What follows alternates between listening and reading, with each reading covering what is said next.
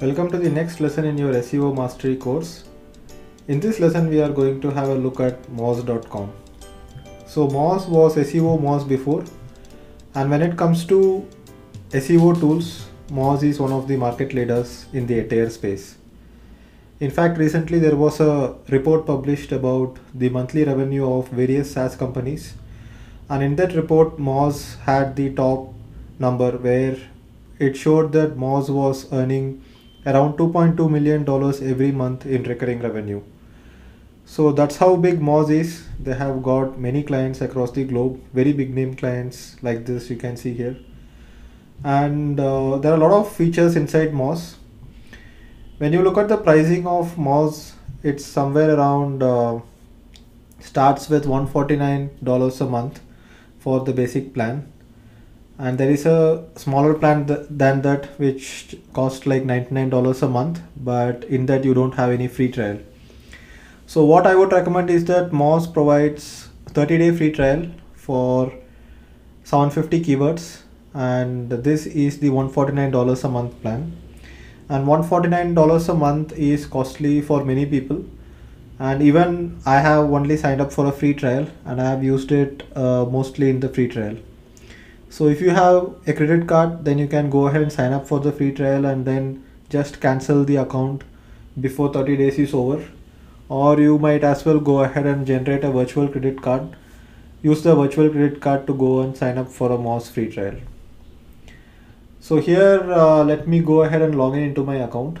So here you can see there is Moz Pro Home. So in this video we are going to cover Moz Pro and not Moz Local. So for Moz Local I will create a separate video because it's a different kind of product and it's more for local search. So here you can see that there is only 7 days left in my trial, and digitaldeepak.com is the first campaign that I have created. So once you create a campaign, it will show you domain authority. So it will take some time for you to get the data from Moz. So usually you can add that and then you can wait for a while before it makes all the data ready. So domain authority according to Moz is 25 here, and where it is very useful is that you can go ahead and compare your domain authority with other competitors and see whose domain authority is more, and over time you have to increase this domain authority. So every time Moz does an index of your website, it will show you whether the domain authority has increased or decreased.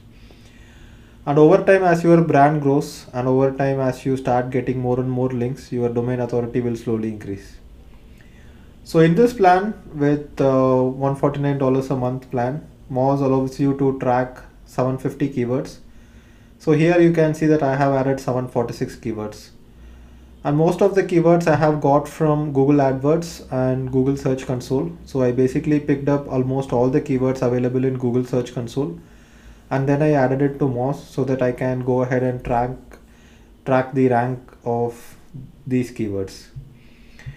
It will also show you something called search visibility. So either search visibility will increase or decrease depending on your rankings, and that is also something that you can keep track of. So let me go ahead and open this particular campaign.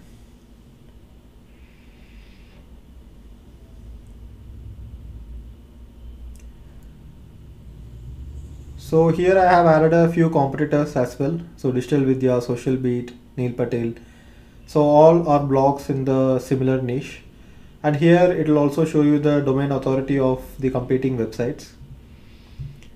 So Neil Patel's domain authority is 73, pretty high. Digital Vidya is 35, and it will show whether it has increased or decreased compared to the previous update. So here the previous update was on Jan 26th.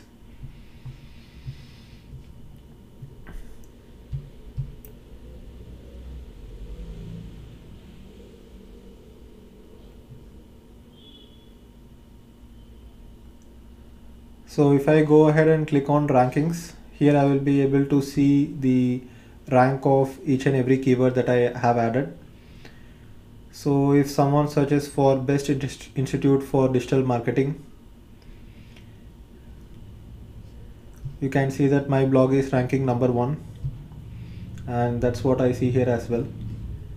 And if someone is searching for career in digital marketing in India, you can see that my blog is ranking number 1 again. So this has recently increased. So it was in the 3rd position, now it has come to the 1st position, so it has increased by 2. So if I click on the up arrow, then I will be able to see all the keywords which has increased in rankings. And if I click on down arrow, then I will be able to see all the keywords which has decreased in rankings. So when I look at keywords which has decreased in rankings, I know that it is not a very important keyword, in the sense, for example, if someone is searching for digital agency in Bangalore, obviously I don't want my blog to show up because I am not a digital marketing agency. But even though I have published top 10 digital marketing agencies in Bangalore, so again, I would say that this particular data is not 100% accurate because it differs when I am searching from a logged in account, which is from my account, and sometimes the search results differ when I am searching from a logged out account. Here you can see also if there is any algorithm update and how much your search visibility is and if it has changed because of any algorithm updates. So when you compare February 24th to March 17th, the search visibility has slightly decreased, but not in a significant way. So that's what I can track here. And if I go back to the home, I would like to show you some more features before I go back to the campaigns section. So here I can go to Fresh Web Explorer to basically find out if there has been any recent mentions of my name or my brand. So I went ahead and searched for Digital Deepak, and what I would do is that I would go ahead and search for last 4 weeks. So here there has not been any new mentions of Digital Deepak here. Then I would go ahead and search for Deepak Kanagaraju, my full name. So here what I can see is that if I track the last 4 weeks, I can see that there has been 2 mentions, and it's basically the same article which has been republished in another website. So if I go to this article and search for my name, you can see that in this interview, in the question that they have asked, share names of 3 people who you respect when it comes to digital marketing, and this person has given my name. So here what I can do is that I can go ahead, contact Digital Vidya and ask them to link my name back to my blog, and that would be a linking opportunity. So basically this is similar to Google Alerts, where it looks for mentions of my particular keyword in the web and reports it back. So just like Google crawler, Moz also has a crawler which crawls all the websites, and which it will crawl your website as well and find out any errors if there are. So if I go back and go to crawl test, so here what I can do is that I can go ahead and crawl a particular website and I can download a report, and in the report I will have a list of all the URLs and all the titles, meta tags and meta description in a single format. So if I want to review the title tags and if I want to review the meta description of several pages, I can go ahead and download a crawl report. So basically, as I said, Moz has their own bot, so it's called Roger bot, and this particular bot goes ahead and crawls your entire website just like your Google crawler. So one more option I want to show you is on-page grader. So on-page grader basically shows you a report of how well your website is optimized for a particular keyword. So let me check how well digitaldeepak.com is optimized for digital marketing, and if I click on grade on-page optimization, then I'm getting an A grade here. So basically with an A grade, it means that it's well optimized for this particular keyword. and here you can see a lot of suggestions related to SEO. So if you have like for example, here you can see that keywords in image alt attribute is not there in my blog, so that is not having a tick mark here. So optimal use of h1 tags I can go ahead and fix. So basically I would recommend that you go over all these different criterias. So some of the major criterias are accessible to search engines, so you should not be blocking the search engines.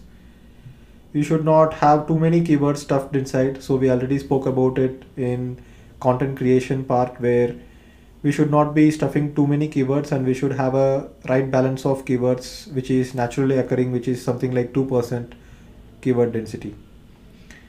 So you should avoid keyword stuffing in page title. The page title should not repeatedly mention the keyword digital marketing. You should avoid multiple page title elements. You should avoid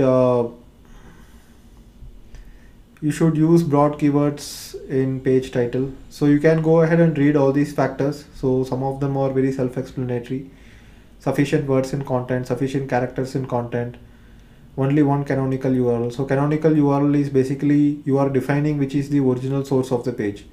So if you are having a copy of the same page somewhere else, then you should mention which is the original page, and basically your basic WordPress page will be the original page. So in general, in most of the cases, you don't need to mention canonical separately. Like for example, if I am hosting a page at InstaMojo would ask for a canonical URL, where if I am copying the content in my blog post directly into an InstaMojo page where I am selling something, then I am basically mentioning that the canonical URL is my page, which is the original page. So as much as possible, don't have the content in multiple places and make sure that your content is original, and this will basically avoid duplicate content issues in the search engine. So keyword in the beginning of page title, keywords in meta description, optimal page title length. So most of the things are in a tick mark. So if you are having internal pages about something, then you should use keywords in the URL. So in the previous lesson where we discussed about title, URL and meta description, we talked about keywords being included in the URL. So obviously for the root domain, I cannot include digital marketing in the URL because the domain name itself is Digital Deepak. So that's about it for the page grader, and let's look at what other options do we have. So another option inside Moz is Open Site Explorer. See, Open Site Explorer basically shows you what are all the inbound links that you have. It shows you the domain authority, and if you have a complete URL, it will also show you the page authority, and it will show you the spam score as well. So here you can see spam score is 0, which is good. So if you are planning to purchase a new domain, and then if you are seeing the spam score is high, then you should not probably buy that domain. So let me search for a domain which I am planning to buy. So here you can see the spam score is 0, so no spam flags, so that's a good thing. Going back to digitaldeepak.com. So here if I want to find out what are all the internal links that I am having to my site, and in the previous lessons we discussed about do follow and no follow links, and if we look at what are all the follow links, so this is basically do follow. So I already talked about how I published articles on Your Story and entrepreneur.com to get backlinks from them. So here you can see these are the do follow links I have got back. So I have got back links from Your Story, Shout Me Loud, blog.instamojo.com, from Bike Advice, my previous blog. So we also have a link from Digital Defined. Let me check where that link has come from. And I also have this domain called learnblogging.com, but I have done a 301 redirect to digitaldeepak.com. So right now there is no anchor text, and you can see that this is also counted as a link. So these are all the do follow links, only 14 links Moz can actually track right now. So here if I want to find out where is my link, what I could do is just search for Deepak here. So here you can see he has linked back to digitaldeepak.com with a webinar that I recently did with Digital Vidya. Not a recent one, quite an old one. This was published in 2015 actually. So here you can find out all the links that is coming back to you, and if you click on rel equal to nofollow, here you will be able to see all the nofollow links that you have. So here most of them are comments on blogs, so that's where I have got the backlinks from. And obviously I already discussed that most of the comments on blogs are nofollow links by default. So sometimes a link might disappear. You can go ahead and search for page source. So here you can see where the link has been given. So here it's again a comment. You can see it's a comment, and this is where I have linked to myself from. And you can see all the nofollow links. And if you want to check the 301 redirects, you can go ahead and select on only 301, and here you can see this is the only 301 redirect I have. So that's about it for Moz, and if you have any questions you can leave a comment below, and if you want to find out specific features of Moz you can let me know, and I will create more videos related to those specific features. So thank you for watching this video, and I will see you in the next lesson.